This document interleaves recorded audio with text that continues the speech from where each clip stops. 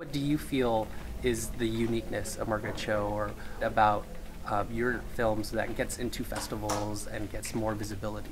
Well, we try to shoot the films like old school films, like Richard Pryor used to make these films, and not so much like a Comedy Central special, where you have a lot of audience reaction shots or whatever. We try to make it a little more cinematic, so it's about Margaret. We never cut away to the audience. We always feature Margaret, so it feels like when you're an audience member, you're watching the show live.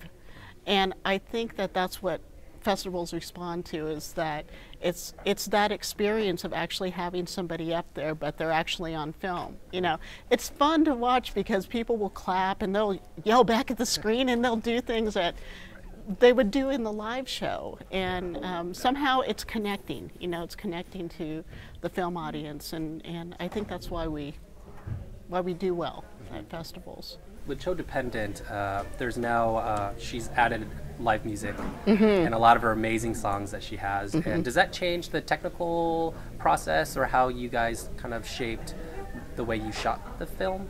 Yeah, definitely with music it does change what you do visually. The music gives me a chance to kind of branch out a little bit. I like it. I like that she's singing now.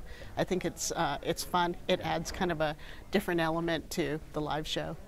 For each film, how do you select what city, and does that change, I guess, the mood or the material that she's going to be performing? There's always a lot of discussion about where we shoot these films.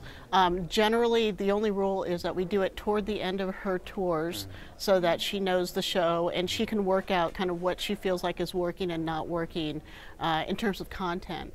But it has to do with where do we feel like the audience is going to be super hot and great and receptive. You know, also where can we get the best gear? You know, where can we get the cameras that we want? Where can we get a crew that's capable and good? And with Atlanta, where we shot CHO Dependent, Margaret is now living there half the year, so that's kind of like her second hometown. And it happened to be the last show of her tour also. So really, and plus Atlanta is a production town, so there are a lot of, we have access to gear and to top quality people. So that all comes into play when we're trying to choose a place. Not only are you a director, but you're a very active producer. I'm curious as far as what are the challenges between the two roles, and being a woman of color, does that affect, I guess, your career?